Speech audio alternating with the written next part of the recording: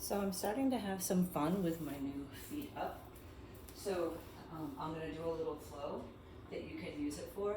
Sometimes it's being used like a prop, more like support, not actually going into it, but then you'll see I'll actually use it to go upside down and do some other things. You could do all of this really just regular movement, or if you had like an ottoman or something, it wouldn't work for the headstands, but as far as for some of the other variations, I'm pretty sure you could use it. But if you do have one of these lovely contraptions, which I know several of you are talking about getting, here you go. So standing towards it, inhale, sweep up, exhale, forward fold. Inhale, halfway lift, and of course you can always come up to the bars. On the exhale, step back, chaturanga. Inhale, upward facing, and then exhale, downward facing. And then you can take a moment, just let your head hang in. It's kind of nice because it gives you a different grip, and also it gives you some more room to let your head drop. For those of you who have more mobile shoulders, you can bend your knees a lot. So if you had shoulder or wrist things going on, I think you'll find this is a very helpful prop. Roll forward. I'm not being endorsed by any or endorsing anything, just saying I do enjoy it. Inhale, reach up, lift the heart high. And yes, I put it together myself, sweep back up high. So don't worry, you can handle it. Inhale, take the right leg up. Not sure how close the wall is. Okay, there it is. And then step the right foot forward. I'm coming to warrior one with my shin up against the bar. Just kind of helps you give something to press into. Inhale, sweep high. Exhale, just press the arms back. Inhale, back up high. Now this time when the hands come on down, just step back towards a high plank. Chaturanga. Upward facing, so obviously there's no cobra here. And then up and back, downward facing.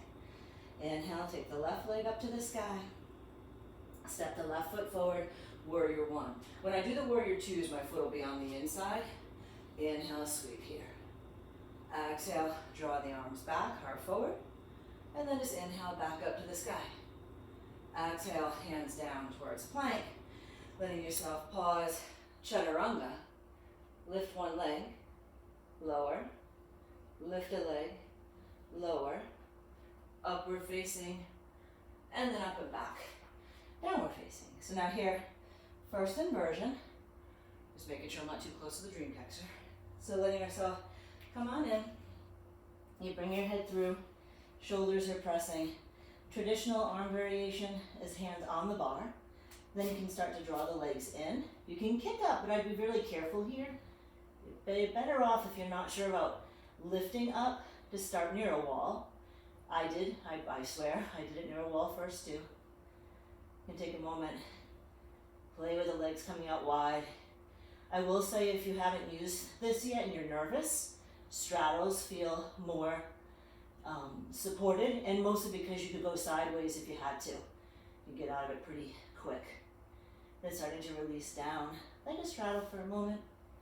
Draw up, keeping one hand down. Open one arm up towards a twist. And then sink in. Switch sides. Come back in. Holding on to the bars. Squeeze the knees on the outside of the arms. Picking up a foot, coming into crow. And then lowering the feet. Draw back. Take a moment and down dog. Now inhale, take the right leg up to the sky. Step the right foot forward, warrior two. Now this time my foot's on the inside, just so you have a wider stance. Inhale, reverse. Now what's nice for the side angle is you can use it instead of resting on your leg. You can come down towards the support. Then inhale, draw back up, reverse. Now for triangle, again, you can let your hand just come up. Give yourself the space to get nice and long through your side waist.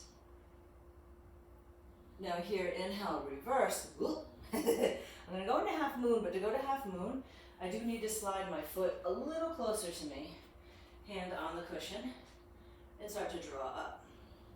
Now what's nice here is now you could probably play with more of looking up, different gaze, where normally you might be afraid to move your head at all. I know I am.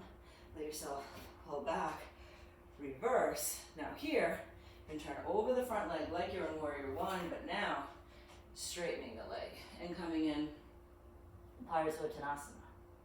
Taking a moment to sink in. Now here, I'm going to bring my shoulders onto the cushion as I'm coming in, and then starting to head towards standing split.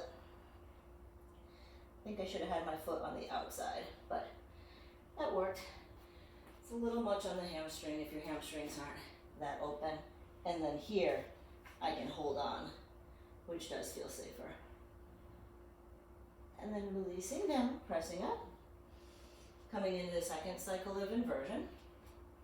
Letting my head come on into position. And then this time, bringing my hands down towards the ground. Going wide.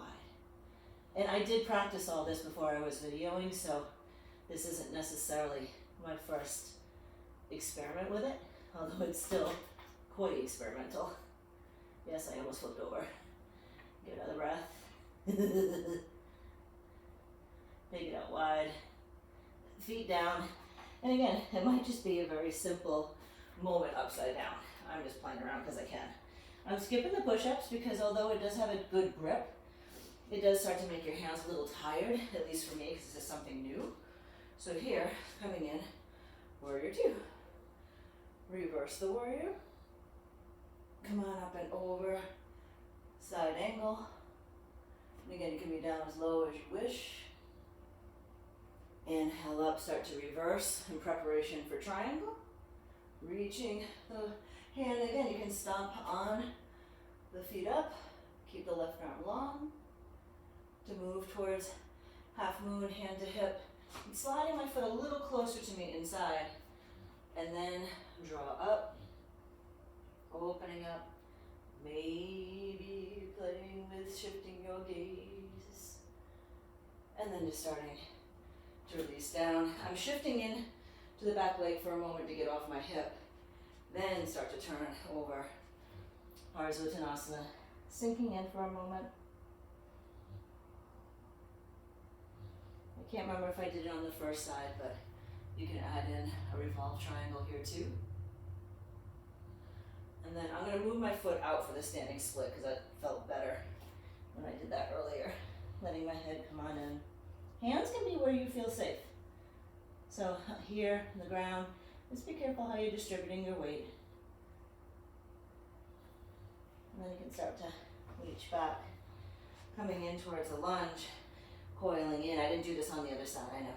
Letting yourself sink in, coiling up, and then sinking in. And then I was also playing with doing half pigeon. So drawing the top leg high, and then stretching through the back leg.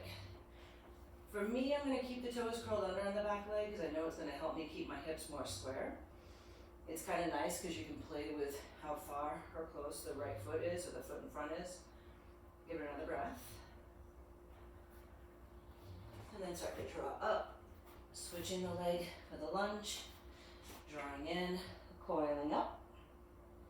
And sinking in. Coiling up. And then sinking in. And then again coming in towards the half pigeon shape. And then taking a moment just to sink in. And I'm just trying to give you some ideas for the flow. I mean, best thing I would say to do is it does come with a chart, or at least the one I bought comes with a chart. And I was also just messing around with it this morning, so a lot of the things I'm doing right now are on the chart, but several of the things aren't on the chart. And then here you can start to press up and back. A couple good ones I was working on to work through core, laying over the top, getting my body weight so it's a little bit more over the top. So my legs are being supported to a certain degree, but then I can lift my upper body, so arch ups, which this is a really great strengthener for your back, and I know for the aerialists out there, this is one of the things that we have to work a lot. And I don't even know, you don't really have to go up and down. Up is good. I don't have anything to hook my feet or else I would go up and down. And then the other thing I played with was coming on to the back. And kind of finding the sweet spot where you can get yourself balanced, and then think of it like a low boat, because it's still a decent amount of work to get the upper and lower body. And now again, I experimented with this before, so I kind of knew where to put my body. I would double check it before you kind of let go, because depending on your upper body length or leg length, you might have to be a little further one direction or the other. But that's take one. I'll send you more stuff when I think of it.